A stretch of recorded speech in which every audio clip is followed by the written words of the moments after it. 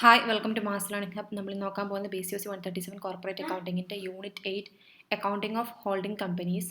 ഈ വീഡിയോയിൽ 2 unit combine ചെയ്തിട്ടുള്ളതാണ്, യൂണിറ്റ് 9ഉം യൂണിറ്റ് 10ഉം. First one unit 9 account of holding companies part 1. എന്താണ് ഹോൾഡിംഗ് കമ്പനി? നമ്മൾ ഒരുപാട് തവണ കേട്ടിട്ടുണ്ട് holding company, subsidiary company. Holding company എന്ന് പറയുന്ന ഒരു കമ്പനി മറ്റൊരു കമ്പനിയുടെ മുകളിൽ മെജോറിറ്റി ഓഫ് ഷെയർ ഉണ്ടായിരിക്കുകയോ അല്ലെങ്കിൽ അതിൻ്റെ മാനേജ്മെൻറ്റിൻ്റെ മുകളിൽ കൺട്രോൾ ഉണ്ടായിരിക്കുകയോ ചെയ്യുന്നതിനെയാണ് ഹോൾഡിംഗ് കമ്പനി എന്ന് പറയുന്നത്. ഏത് കമ്പനിയുടെ മുകളിലാണോ കൺട്രോൾ ഇരിക്കുന്നത് ആ കമ്പനിയാണ് സബ്സിഡറി കമ്പനി എന്ന് പറയുന്നത്. കമ്പനി ആക്ട് പ്രകാരം സബ്സിഡറി കമ്പനിയായിട്ട് കൺസിഡർ ചെയ്യുന്നുണ്ടെങ്കിൽ ഹോൾഡിംഗ് കമ്പനി എന്താണ്? ഹോൾഡിംഗ് കമ്പനി സബ്സിഡറി കമ്പനിയുടെ ബോർഡ് ഓഫ് ഡയറക്ടേഴ്സിനെ കൺട്രോൾ ചെയ്യുന്നുണ്ടായിരിക്കണം. അതുപോലെ 50% എന്താണ് ഹോൾഡിംഗ് കമ്പനിക്ക് സബ്സിഡറി കമ്പനിയുടെ മുകളിൽ 50% കൂടുതൽ ടോട്ടൽ വോട്ടിംഗ് പവർ ഉണ്ടായിരിക്കും. അതുപോലെ holding companies on more than 50% of nominal equity share capital, 50% കൂടുതൽ nominal equity share capital hold ചെയ്യുന്നുണ്ടാവും. അപ്പം ഇത്തരത്തിലുള്ള കമ്പനികളെയാണ് എന്താണ് സബ്സിഡറി കമ്പനി എന്ന് പറയുന്നത്. ഹോൾഡിംഗ് കമ്പനി എന്ന് പറയുന്നത് ഏത് കമ്പനി മറ്റൊരു കമ്പനിയുടെ മുകളിൽ മെജോറിറ്റി ഓഫ് ഷെയർ സ്വന്തമാക്കിയിട്ടുള്ളവരോ അല്ലെങ്കിൽ അവരുടെ മാനേജ്മെൻറ്റ് കൺട്രോൾ ചെയ്യാൻ പവറുള്ളതുമായിട്ടുള്ള കമ്പനിയാണ് ഹോൾഡിംഗ് കമ്പനി. ഏത് കമ്പനിയുടെ മുകളിലാണോ ഈ ഹോൾഡിംഗ് കമ്പനി കൺട്രോൾ ചെയ്യുന്നത് അതിനെയാണ് സബ്സിഡറി കമ്പനി എന്ന് പറയുന്നത്.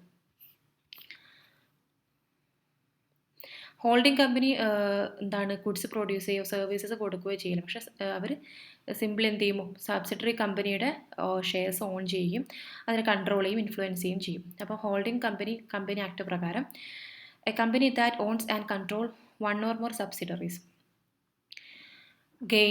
എന്തിനൊക്കെ ഇത് ഹെൽപ്പ് ചെയ്യും? Gaining more control of subsidiary companies, retaining management control, reduce tax liability. ഈ ഹോൾഡിംഗ് കമ്പനി കൊണ്ടുള്ള എന്താണ് പ്രയോജനം എന്തൊക്കെയാണ്?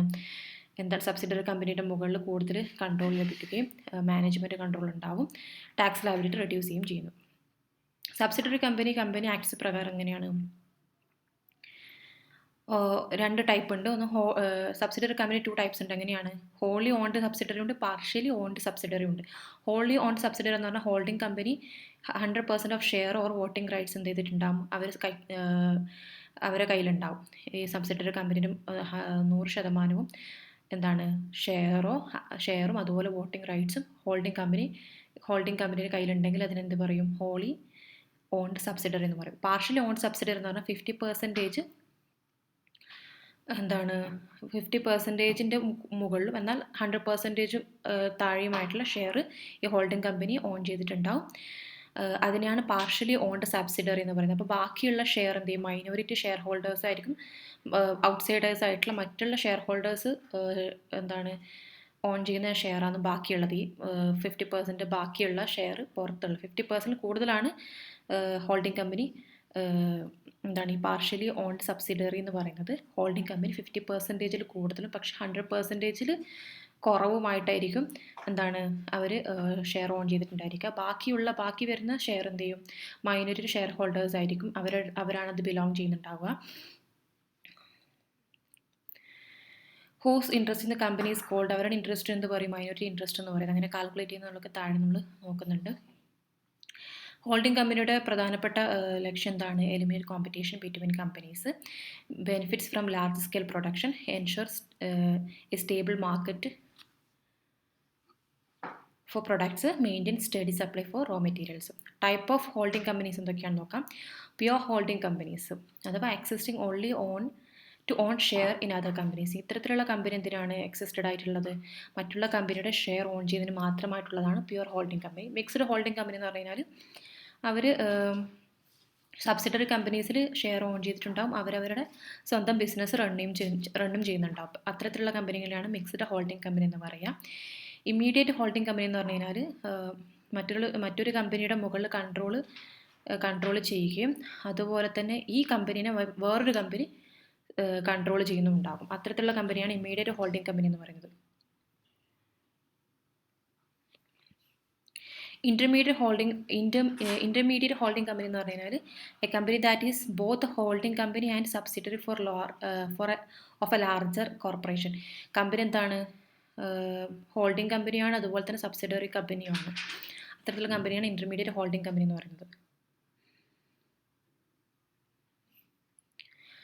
അഡ്വാൻറ്റേജ് ഓഫ് ഹോൾഡിംഗ് കമ്പനീസിൻ്റെ അഡ്വാൻറ്റേജ് എന്തൊക്കെയാണ്? ബെറ്റർ ഡിസിഷൻ മേക്കിംഗ് ആണ്, അതുപോലെ efficient resource utilisation, easy control acquisition. Just ഈ പോയിന്റ്സ് പഠിച്ചാൽ മതി. ഇതിൻ്റെ നേരേഷൻ നിങ്ങൾ അതിൻ്റെ എക്സ്പ്ലനേഷൻ നോക്കണ്ട, പോയിന്റ്സ് നോക്കിയാൽ മതി. ബെറ്റർ ഡിസിഷൻ മേക്കിങ്ങിന് ഹെൽപ്പ് ചെയ്യും. എഫിഷ്യൻറ്റ് റിസോഴ്സ് യൂട്ടിലൈസേഷൻ ആയിരിക്കും, ഈസി കൺട്രോൾ ആൻഡ് അക്വിസിഷൻ ആയിരിക്കും, റെഡ്യൂസ് കോമ്പറ്റീഷൻ. അതുപോലെ ഈസിയർ സെയിൽ ഓഫ് സബ്സിഡറീസ്. ഈ ഹോൾഡിംഗ് കമ്പനിക്ക് എന്ത് ചെയ്യാൻ പറ്റും? ഷെയറൊക്കെ ഏത് സമയത്ത് വേണമെങ്കിൽ അവർ വിൽക്കാം. ടാക്സ് ബെനിഫിറ്റ്സ് ഉണ്ടാവും. Losses from one company can be used to lower taxes. അതുപോലെ ഒരു കമ്പനിയിൽ നിന്നുണ്ടാകുന്ന ലോസസ് വെച്ചിട്ട് എന്ത് ചെയ്യാം? ടാക്സ് കൊടുക്കുന്നത് കുറക്കാൻ സാധിക്കും. ബെറ്റർ മാനേജ്മെൻറ്റ് ഉണ്ടാവും, ഇംപ്രൂവ്ഡ് കോർപ്പറേറ്റ് പ്ലാനിങ് ഉണ്ടാവും, സ്ട്രോങ് മാനേജർ കൾച്ചർ ഉണ്ടാവും. ലിമിറ്റേഷൻ ഓഫ് ഹോൾഡിംഗ് കമ്പനി എന്തൊക്കെയാണ്? സീക്രട്ട് റിസർവ്സ്, അഥവാ അൺഎത്തിക്കലായിട്ടുള്ള ഡയറക്ടേഴ്സ് ഉണ്ടെങ്കിൽ അവർ എന്ത് ചെയ്യും? ഫിനാൻഷ്യൽ റെക്കോർഡ്സ് മാനിപ്പുലേറ്റ് ചെയ്യും. അൺക്ലിയർ ഫിനാൻഷ്യൽ പൊസിഷൻ ആയിരിക്കും. Shareholder and creditor may not get a true financial picture. Share ഹോൾഡേഴ്സിനും ക്രെഡിറ്റേഴ്സിനും കറക്റ്റായിട്ടുള്ള ഒരു ഫിനാൻഷ്യൽ സ്റ്റേറ്റ്മെൻറ്റ്, ഒരു ഫിനാൻഷ്യൽ പിക്ചർ അവർക്ക് ലഭിക്കണമെന്നില്ല. റിസ്ക് ഓഫ് മിസ്മാനേജ്മെൻറ്റ് ഉണ്ടാകും. അതുപോലെ ഫ്രോഡ് ഇൻ ട്രാൻസാക്ഷൻസ് ഉണ്ടാവാം. Forced appointment of ഡയറക്ടേഴ്സിനെ, holding company നമ്മുടെ സബ്സിഡറി കമ്പനീനെ ഫോഴ്സ് ചെയ്തുകൊണ്ട് അവിടെ ഡയറക്ടേഴ്സിനെ അപ്പോയിൻമെൻറ്റ് ചെയ്യുന്നുണ്ടാവും. അതൊക്കെ ലിമിറ്റേഷനാണ്. സ്റ്റോക്ക് വാല്യുവേഷൻ ഇഷ്യൂസ് ഉണ്ടാവും. ഓപ്പറേഷൻ ഓഫ് മൈനോറിറ്റി ഷെയർ ഹോൾഡേഴ്സിൻ്റെ മുകളിൽ ഹോൾഡിംഗ് കമ്പനി എന്ത് ചെയ്യും? അവരെ ഓപ്രസ് ചെയ്യും. അപ്പം ഇതൊക്കെയാണ് ഇതിൻ്റെ ഡിസ്അഡ്വാൻറ്റേജ് അഥവാ അല്ലെങ്കിൽ ലിമിറ്റേഷൻസ് എന്ന് പറയുന്നത്. Final accounts of holding company. Final accounts of holding company എന്ന് പറഞ്ഞു കഴിഞ്ഞാൽ കമ്പനിയുടെയും സബ്സിഡറി കമ്പനിയുടെയും പാരൻറ്റ് കമ്പനി എന്ന് പറഞ്ഞാൽ ഹോൾഡിംഗ് കമ്പനിയുടെയും സബ്സിഡറി കമ്പനിയുടെയും ഫിനാൻഷ്യൽ സ്റ്റേറ്റ്മെൻറ്റ്സ് ഒന്നായിട്ട് തയ്യാറാക്കുന്നതിനെയാണ് കൺസോളിഡേറ്റഡ് ഫിനാൻഷ്യൽ സ്റ്റേറ്റ്മെൻറ്റ് എന്ന് പറയുന്നത്. കൺസോളിഡേറ്റഡ് ഫിനാൻഷ്യൽ സ്റ്റേറ്റ്മെൻറ്റ്സ് എന്ന് പറഞ്ഞു കഴിഞ്ഞാൽ സബ്സിഡറി കമ്പനിയുടെയും ഹോൾഡിംഗ് കമ്പനിയുടെയും ഫിനാൻഷ്യൽ സ്റ്റേറ്റ്മെൻറ്റ് ഒരുമിച്ച് തയ്യാറാക്കുന്നതിനെയാണ് കൺസോളിഡേറ്റഡ് ഫിനാൻഷ്യൽ സ്റ്റേറ്റ്മെൻറ്റ് എന്ന് പറയുന്നത്. അപ്പം അവരുടെ ഫൈനൽ അക്കൗണ്ട് പ്രിപ്പയർ ചെയ്യുന്നതിന് എന്ത് ചെയ്യണം? Financial statement financial informations present ചെയ്യേണ്ടതായിട്ടുണ്ട്. അപ്പം കൺസോളിഡേറ്റഡ് ഫിനാൻഷ്യൽ സ്റ്റേറ്റ്മെൻറ്റ്സിൽ എന്തൊക്കെ ഉണ്ടാവും? ലയബിലിറ്റീസും അസറ്റ്സ് ഉണ്ടാവും. ലയബിലിറ്റി സൈഡിൽ ഷെയർ ക്യാപിറ്റൽ, മൈനോറിറ്റി ഇൻട്രസ്റ്റ് ഉണ്ടാവും. Reserves secured and unsecured loans ഉണ്ടാവും. കറണ്ട് ലയബിലിറ്റീസ് ഉണ്ടാവും. അസറ്റ് സൈഡിൽ fixed assets, investment, current assets ആയിട്ടുള്ള അഡ്ജസ്റ്റ് ഫോർ മ്യൂച്വൽ ട്രാൻസാക്ഷൻസ് ഉണ്ടാവും. And miscellaneous expenditures. ഇനി എങ്ങനെയാണ് കൺസോളിഡേറ്റഡ് ബാലൻസ് ഷീറ്റ് തയ്യാറാക്കുക എന്നുള്ളതാണ്. ഹോൾഡിംഗിൻ്റെയും സബ്സിഡറി കമ്പനീസിൻ്റെയും എന്ത് ചെയ്യും? കമ്പൈൻ ചെയ്തിട്ടാണ് കൺസോളിഡേറ്റഡ് ബാലൻസ് ഷീറ്റ് തയ്യാറാക്കുക. അപ്പോൾ ഫസ്റ്റിൽ ഹോളി ഓൺഡ് സബ്സിഡറി ആണെന്നുണ്ടെങ്കിൽ, ഹോളി ഓൺഡ് സബ്സിഡറി കമ്പനീസ് ആണെന്നുണ്ടെങ്കിൽ അതിൻ്റെ എങ്ങനെയാണ് ബാലൻസ് ഷീറ്റ് തയ്യാറാക്കുക എന്നുള്ളതാണ്. ഹോളി ഓൺഡ് സബ്സിഡറി എന്ന് പറഞ്ഞാൽ 100% ഷെയറും പാരൻ്റൽ കമ്പനി അഥവാ ഹോൾഡിംഗ് കമ്പനി സ്വന്തമാക്കിയിട്ടുണ്ടാവും. അത്തരത്തിലുള്ള കമ്പനിയാണ് ഹോളി ഓൺഡ് സബ്സിഡറി എന്ന് പറയുന്നത്. അപ്പം അതിൻ്റെ ഗുഡ് ക്യാപിറ്റൽ റിസർവ്സ് എങ്ങനെയാണ് ഗുഡ് അല്ലെങ്കിൽ ക്യാപിറ്റൽ റിസർവ്സ് എങ്ങനെയാണ് കണ്ടെത്തുന്നത് എന്നുള്ളതാണ്. ഗുഡ് എന്ന് പറയുന്നത് ഇൻവെസ്റ്റ്മെൻറ്റിന് നമ്മൾ പേ ചെയ്ത എമൗണ്ട് നെറ്റ് വർത്തിനേക്കാൾ, സബ്സിഡറിയുടെ നെറ്റ് വർത്തിനേക്കാൾ കൂടുതലാണെങ്കിൽ അവിടെ ഗുഡ് ആണ്. ഇനി ക്യാപിറ്റൽ റിസർവ് എന്ന് പറയുന്നത് നമ്മൾ എമൗണ്ട് ഡ്യൂ ആയിട്ടുള്ളത് എമൗണ്ട് പെയ്ഡ് ചെയ്തതിനേക്കാൾ കൂടുതലാണെങ്കിൽ അവിടെ വന്നിരിക്കുന്നത് ക്യാപിറ്റൽ റിസർവ് ആണ്. അപ്പോൾ ഒരു കാൽക്കുലേഷൻ ഉണ്ട്. ഇൻവെസ്റ്റ്മെൻറ്റ് 3,20,000 എന്നാൽ നെറ്റ് വർത്ത് 3 ലക്ഷം. അപ്പോൾ 20,000 ഗുഡ് എന്ന് പറയുന്നത്. ഇൻവെസ്റ്റ്മെൻറ്റ് 2,80,000, നെറ്റ് വർത്ത് 3 ലക്ഷം. അപ്പോൾ അവിടെ എത്രയാണ് ഇതിൻ്റെ ഡിഫറൻറ്റ് നോക്കാം. അപ്പോൾ എത്രയാണ്? 20,000 ക്യാപിറ്റൽ റിസർവ് വന്നിരിക്കുന്നത്. ഇനി പാർഷ്യലി ഓൺഡ് സബ്സിഡറി ആണെങ്കിൽ എങ്ങനെയാണ് അതിൻ്റെ അഡ്ജസ്റ്റ്മെൻറ്റ് എന്നറിയാം. Holding company owns less than 100% of share in subsidiary കമ്പനിയിൽ 100% കുറവ് ഷെയർ ഓൺ ചെയ്തതിനെയാണ് പാർഷ്യലി ഓൺഡ് സബ്സിഡറി എന്ന് പറയാം. അപ്പോൾ ഈ റിമൈനിങ് പെർസെൻറ്റേജ് ബാക്കി വരുന്ന remaining percentage of share minority interest എന്ന് പറയും, ഓൺഡ് ബൈ ഔട്ട്സൈഡേഴ്സ് എന്ന് പറയും. അപ്പം നമുക്ക് എന്ത് ചെയ്യണം? മൈനോറിറ്റി ഇൻട്രസ്റ്റ് കാൽക്കുലേറ്റ് ചെയ്യണം. അതെങ്ങനെയാണ് കണ്ടെത്തുക? Equity share capital plus reserves plus profit of subsidiary into remaining percentage. അങ്ങനെയാണ് മൈനോറിറ്റി ഇൻട്രസ്റ്റ് കണ്ടെത്തുക. എക്സാമ്പിൾ കൊടുത്തിട്ടുണ്ട്. Equity share capital of subsidiary is 3 lakh and the holding company owns 70%. Equity share capital എത്രയാണ്? Subsidiary കമ്പനിയുടെ 3 ലക്ഷവും holding company 70% അത് on ചെയ്തിട്ടുണ്ട്. അപ്പം ബാക്കി റിമൈനിങ് എത്രയാണ്? 30% ആണ്. അപ്പം നമുക്ക് മൈനോറിറ്റി ഇൻട്രസ്റ്റ് കാണാം. 3 lakh into 30% എത്രയാണ്? 90,000 ആണ് മൈനോറിറ്റി ഇൻട്രസ്റ്റ് എന്ന് പറയുന്നത്. In goodwill or capital reserve calculation എങ്ങനെ കണ്ടുപിടിക്കുക? ഗുഡ് വിൽ എന്ന് പറയുന്നത് investment amount exceed proportionate net worth of സബ്സിഡറിയുടെ പ്രൊപ്പോർഷനേറ്റ് നെറ്റ് വർത്തിനേക്കാൾ കൂടുതലാണ് ഇൻവെസ്റ്റ്മെൻറ്റ് എമൗണ്ട് എങ്കിൽ ഗുഡ് വില്ലാണ്. ക്യാപിറ്റൽ റിസർവ് എന്ന് പറയുന്നത് പ്രൊപ്പോർഷനേറ്റ് നെറ്റ് വർത്തിനേക്കാൾ കൂടുതലാണ് ഇൻവെസ്റ്റ്മെൻറ്റ് എമൗണ്ട് എങ്കിൽ ക്യാപിറ്റൽ റിസർവ് ആയിരിക്കും. Format of consolidated balance sheet ടെക്സ്റ്റിനകത്തുണ്ട്. സ്ട്രക്ചറിൽ ലയബിലിറ്റി സൈഡിൽ ഷെയർ ക്യാപിറ്റൽ ഉണ്ടാവും, മൈനോറിറ്റി ഇൻട്രസ്റ്റ് ഉണ്ടാവും, അതുപോലെ റിസർവ് ആൻഡ് സർപ്ലസ് ഉണ്ടാവും, ക്രെഡിറ്റേഴ്സ് ആൻഡ് അതർ ലയബിലിറ്റീസ് ഉണ്ടാവും. അസറ്റ് സൈഡിൽ goodwill sundry assets holding and ഹോൾഡിങ്ങിൻ്റെയും സബ്സിഡറിയുടെയും സൺട്രി അസറ്റ്സ് ഉണ്ടാവും. കമ്പനികളുടെ ഇൻവെസ്റ്റ്മെൻറ്റ് ഇതൊക്കെ ആയിരിക്കും അതിനകത്ത് ഉണ്ടാവുക. ഒരു ക്വസ്റ്റ്യൻ ഇവിടെ കൊടുത്തിട്ടുണ്ട്. Illustration question 1 preparation of a consolidated balance sheet of H limited. H എന്ന് പറയുന്നത് ഹോൾഡിംഗ് കമ്പനിയാണ്, എസ് ലിമിറ്റഡ് സബ്സിഡറി കമ്പനിയാണ്. അപ്പം എച്ച് ലിമിറ്റഡിൻ്റെ ബാലൻസ് ഷീറ്റും എസ് ലിമിറ്റഡിൻ്റെ കമ്പൈൻ ചെയ്തിട്ട് ഒന്നായിട്ടാണ് ഇവിടെ ഉള്ളത്. ഷെയർ ക്യാപിറ്റൽ 10 rupees ഈച്ചിൽ. എച്ച് ലിമിറ്റഡിൽ 5 lakhും എസ് ലിമിറ്റഡിൽ എത്രയാണ്? 30 lakhുമാണ്. Reserves 2 lakh and 1 lakh. Creditors 1,50,000, ഇവിടെ 1 lakh. ഇവിടെ വന്നിരിക്കുന്നത് ഫിക്സഡ് അസറ്റ് വന്നിരിക്കുന്നത് എച്ച് ലിമിറ്റഡിൽ 6 lakhs ഫിക്സഡ് അസറ്റ് ഉണ്ട്. എസ് ലിമിറ്റഡിൽ എത്രയുണ്ട്? 3,50,000. Investment in 80% of share of S limited എത്രയാണ്? 4 ലക്ഷമാണ്. അതുപോലെ കറണ്ട് അസറ്റ്സ് 2,50,000, ഇവിടെ 50,000. അപ്പം ഇതിൽ നമുക്ക് എന്ത് തയ്യാറാക്കാം? ഈ ഒരു ഇത് വെച്ചിട്ട് കൺസോളിഡേറ്റഡ് ബാലൻസ് ഷീറ്റ് നമുക്ക് തയ്യാറാക്കാം. അപ്പോൾ ഫസ്റ്റ് അതിന് മുമ്പ് നമുക്ക് മൈനോറിറ്റി ഇൻട്രസ്റ്റ് കാണേണ്ടതായിട്ടുണ്ട്. അപ്പോൾ അതിൻ്റെ മൈനോറിറ്റി ഇൻട്രസ്റ്റ് എന്ന് പറയുന്നത് equity share capital plus equity share capital of subsidiary plus reserves of subsidiary into minority percentage. അപ്പം ഇവിടെ equity share capital of subsidiary എത്രയാണ്? 3 ലക്ഷമാണ്. അപ്പം 3 ലക്ഷം പ്ലസ് എത്രയാണ്? റിസർവ്സ് ഓഫ് സബ്സിഡറി റിസർവ്സ് എത്രയാണ്? 1 lakh ആണ്. ഇൻറ്റു 20%. റിമൈനിങ് എത്രയാണ്? 80%-ഓളമാണ് ഹോൾഡിംഗ് കമ്പനി ഇവരുടെ ഷെയർ ഓൺ ചെയ്തിരിക്കുന്നത്. അപ്പോൾ 20% ആണ് റിമൈനിങ് പെർസെൻറ്റേജ്. അപ്പോൾ റിമൈനിങ് പെർസെൻറ്റേജ് എത്രയാണ്? മൈനോറിറ്റിയുടെ 20%. അപ്പോൾ നമുക്ക് ലഭിക്കുക 80,000 രൂപയാണ് മൈനോറിറ്റി ഇൻട്രസ്റ്റ് എന്ന് പറയുന്നത്. ഇനി ഗുഡ് വിൽ അല്ലെങ്കിൽ ക്യാപിറ്റൽ റിസർവ് എങ്ങനെ കണ്ടുപിടിക്കാം? എമൗണ്ട് പെയ്ഡ് ടു ഇൻവെസ്റ്റ്മെൻറ്റ് എത്ര പേയ്മെൻറ്റ് ചെയ്തിരിക്കുന്നത്? 4 ലക്ഷമാണ്. എമൗണ്ട് ഡ്യൂ എത്രയാണ്? എമൗണ്ട് ഡ്യൂ കണ്ടുപിടിക്കാൻ equity share capital plus reserves ആണ്. ഹോൾഡിംഗ് കമ്പനിയുടെ പെർസെൻറ്റേജും. ഇക്വിറ്റി ഷെയർ ക്യാപിറ്റൽ എത്രയാണ്? 3 lakh. റിസർവ്സ് എത്രയാണ്? സബ്സിഡറിയുടെ 1 lakh ആണ്. അതിൻ്റെ കൂടെ ഹോൾഡിംഗ് കമ്പനിയുടെ പെർസെൻറ്റേജ് എത്രയാണ്? 80% ആണ്. അപ്പം നമുക്ക് ലഭിക്കും 3,20,000. ഇനി ഗുഡ് വിൽ കണ്ടുപിടിക്കാൻ investment amount minus amount due. അപ്പോൾ എത്ര ലഭിക്കും? നമുക്ക് 80,000. അപ്പോൾ ഫൈനൽ കൺസോൾഡ് ബാലൻസ് ഷീറ്റ് നമ്മളിവിടെ തയ്യാറാക്കി. ഷെയർ ക്യാപിറ്റൽ 5 ലക്ഷം, മൈനോറിറ്റി ഇൻട്രസ്റ്റ് എത്രയാണ്? 80,000, റിസർവ്സ് 2 lakh വരും.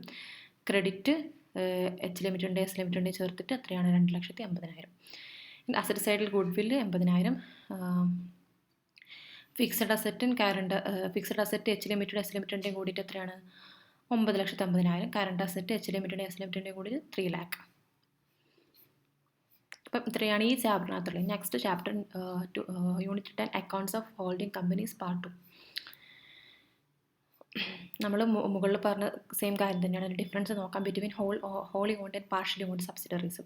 ഹോളി ഓൺഡ് സബ്സിഡറി എന്ന് പറഞ്ഞാൽ എല്ലാ ഷെയറും ഹോൾഡിംഗ് കമ്പനി, സബ്സിഡറി കമ്പനിയുടെ എല്ലാ ഷെയറും ഹോൾഡിംഗ് കമ്പനി എന്ത് ചെയ്തിട്ടുണ്ടാവും? ഓൺ ചെയ്തിട്ടുണ്ടാവും.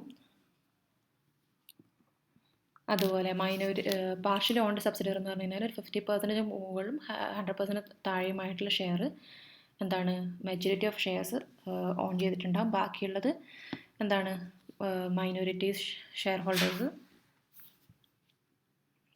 ആയിരിക്കും. അടുത്തത് holding company has 100% voting rights. Holding കമ്പനിക്ക് ഇപ്പുറത്ത് ഭാഷയിൽ 50% ലെസ് ദാൻ 100% വോട്ടിംഗ് റൈറ്റ്സ് ഉണ്ടാവും. No minority interest as well as share are owned by the holding company. Partial ഓൺഡിലും minority interest exist which is less than 50%. 50% കുറവായിരിക്കും. ഇനി exemption from preparing consolidate financial statement prepare ചെയ്യുന്നതിലും exemptions ലഭിക്കുന്നത് company ഏതൊക്കെ തരത്തിലാണ്? As per companies account amendment rules 2016 company do not need prepare consolidate financial statement. 2016 amendment rule പ്രകാരം ഈ താഴെ പറഞ്ഞിരിക്കുന്ന കമ്പനികൾക്ക് എന്ത് ചെയ്യേണ്ട? കൺസോളിഡേറ്റ് ഫിനാൻഷ്യൽ സ്റ്റേറ്റ്മെൻറ്റ് തയ്യാറാക്കേണ്ട. എങ്ങനെ? It wholly or partially owned subsidiary and all other shareholders are agree in writing ആണെങ്കിൽ the subsidiary security are not listed or in the process of being listed on stock exchange ആണെങ്കിൽ, അതുപോലെ ultimate or intermediate holding company file consolidate financial statement with registrar. ഇത്തരത്തിലുള്ള കമ്പനികൾക്ക് എന്ത് ചെയ്യേണ്ട?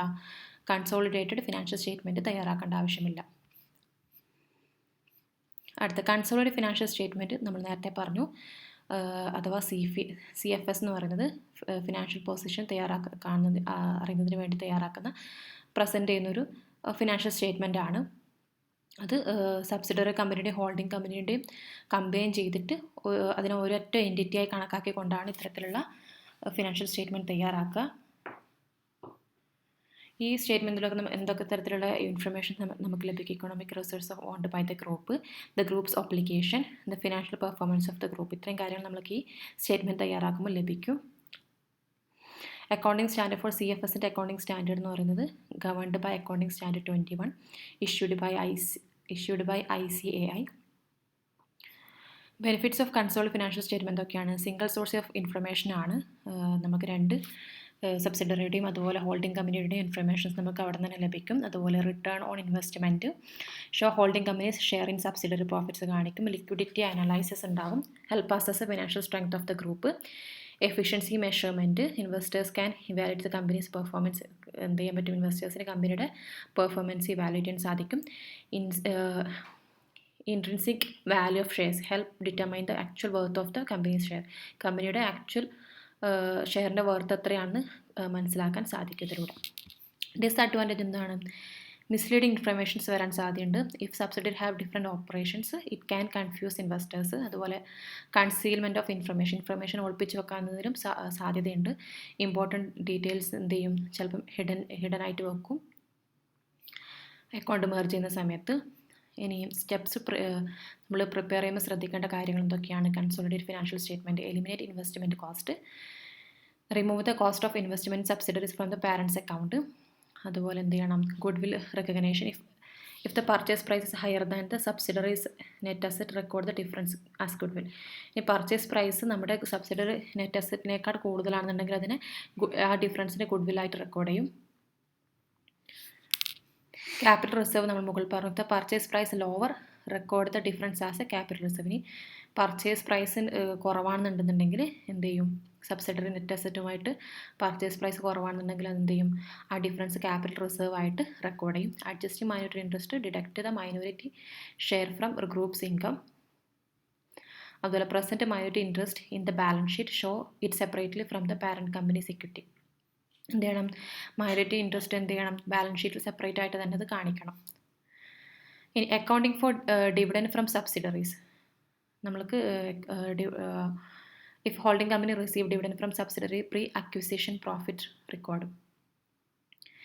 നമ്മൾക്ക് holding കമ്പനിക്ക് dividends കിട്ടുകയാണെന്നുണ്ടെങ്കിൽ സബ്സിഡറിയുടെ കയ്യിൽ നിന്ന് ഡിവിഡൻസ് റിസീവ് ചെയ്തിട്ടുള്ള സ്റ്റേറ്റ്മെൻറ്റ് എൻട്രി ഇങ്ങനെയാണ്. When dividend is received bank account active share in subsidiary company account. ഇനി ട്രാൻസ്ഫർ ചെയ്യുമ്പോൾ ഡിവിഡൻറ്റ് പ്രോഫിറ്റ് ലോസ് അക്കൗണ്ടിലേക്ക് ട്രാൻസ്ഫർ ചെയ്യുമ്പോഴുള്ള entry dividend received from subsidiary account active to profit and loss account. Next treatment of profit on revolution of assets in consolidate financial statement.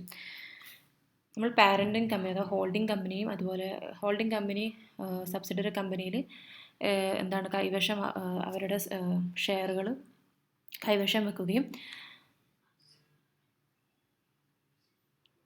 അങ്ങനെ വരുമ്പോൾ എന്ത് ചെയ്യും? ഈ subsidiary കമ്പനിൻ്റെയും holding കമ്പനിൻ്റെയും ഒത്തുചേർന്നൊരു financial statement ഉണ്ടാക്കും. അതാണ് consolidated financial statement എന്ന് പറഞ്ഞത്. അപ്പം ഈ നമ്മൾ ചെയ്യുന്ന ഈ ഡ്യൂറിങ് ദ പ്രോസസ്സിൽ നമ്മൾ എന്ത് ചെയ്യും? അഡ്ജസ്റ്റ്മെൻറ്റ്സ് തയ്യാറാക്കും.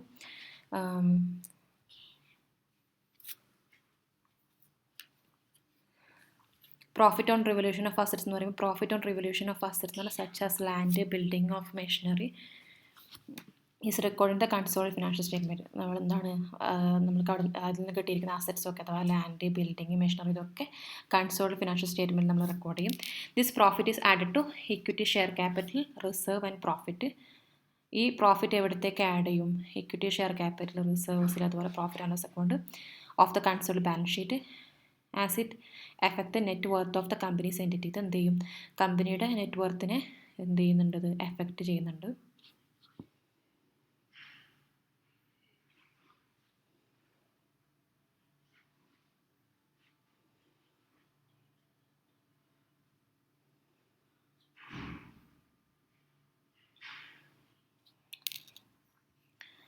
അതുപോലെ goodwill or capital reserve. The treatment of this revaluation profit is important when the calculating goodwill or capital reserve as well as when the determining minority interest. മുകളിൽ പറഞ്ഞ സെയിം കാര്യം തന്നെയാണ് നമ്മൾ തയ്യാറാക്കുന്ന സമയത്ത് ചില അഡ്ജസ്റ്റ്മെൻറ്റ്സ് വരുന്നുണ്ട്. അപ്പോൾ പ്രോഫിറ്റ് എങ്ങനെയാണ് നമ്മളിത് തയ്യാറാക്കുന്ന സമയത്ത് രണ്ട് കമ്പനിയുടെയും അക്കൗണ്ട്സ് കമ്പൈൻ ചെയ്ത് ഒന്നായിട്ട് മാറ്റുന്ന സമയത്ത് ചില അഡ്ജസ്റ്റ്മെൻറ്റ്സ് നമ്മൾ വരുത്തുന്നുണ്ട്. Revaluation of assets. During this process, adjustments are made for revaluation of assets, intercompany transactions, and any profit arise from the revaluation. By question ഇവിടെ കൊടുത്തിട്ടുണ്ട്. Illustration 10.1 calculation of goodwill and capital reserves of minority interest. Question നോക്കാം. Share capital R ലിമിറ്റഡിൽ 4 ലക്ഷവും M ലിമിറ്റഡിൽ 3 ലക്ഷമാണ്. Reserves 1,50,000, profit and loss account 10,000, 60,000, creditors 2 lakh and 1 lakh. Assets sundry അസറ്റ്സിൽ 5,40,000, 5,50,000, investment 2,60,000, preliminary expenses ഇവിടെ 10,000. അപ്പം ഇന്ന് വെച്ച് നമുക്ക് എന്ത് ചെയ്യാം? On 31st March 2021, M Limited's fixed assets were revalued as എത്രയാണ്? 5,50,000 ആയിട്ട് അതിൻ്റെ അസറ്റ്സിന് റീവാല്യൂ ചെയ്തിട്ടുണ്ട്. അപ്പം അതിൻ്റെ കാൽക്കുലേഷൻ നമുക്ക് നോക്കാം.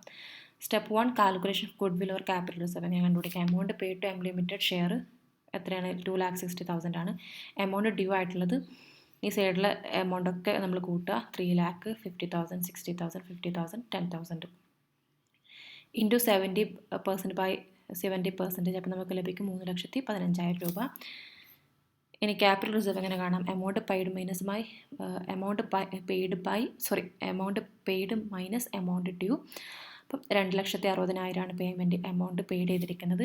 ഡ്യൂ ആയിട്ടുള്ള എത്രയാണ്? 3,15,000. അപ്പം നമുക്ക് ലഭിക്കും 55,000 രൂപയാണ് എന്താണ് capital reserves.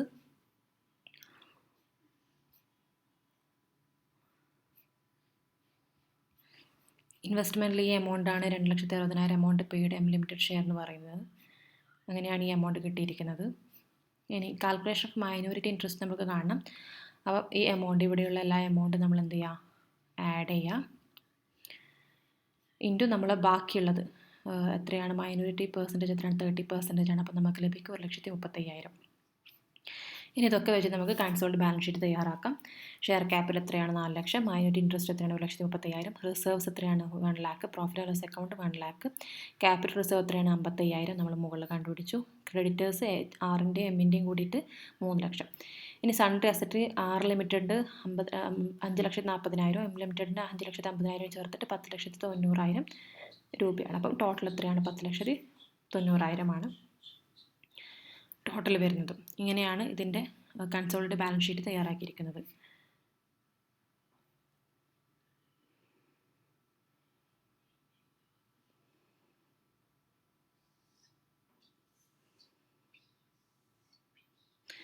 Pre acquisition post acquisition profit എന്ന് പറഞ്ഞു കഴിഞ്ഞാൽ the profit of subsidiary can be classified into, നമ്മുടെ സബ്സിഡറിയുടെ പ്രോഫിറ്റ്സിന് രണ്ടായിട്ട് നമുക്ക് കാൽക്കുലേറ്റ് ചെയ്യാം. Pre acquisition profits, post acquisition profit. Pre acquisition profit എന്ന് പറഞ്ഞു കഴിഞ്ഞാൽ അക്വിസിഷൻ ഡേറ്റിന് മുമ്പുള്ള നമ്മുടെ പ്രോഫിറ്റും, പോസ്റ്റ് അക്വിസിഷൻ പ്രോഫിറ്റ് എന്ന് പറഞ്ഞു കഴിഞ്ഞാൽ അക്വിസിഷൻ ഡേറ്റ് ആഫ്റ്റർ അക്വിസിഷന് ചെയ്തിട്ടുള്ള ശേഷമുള്ള പ്രോഫിറ്റ്സുമാണ്.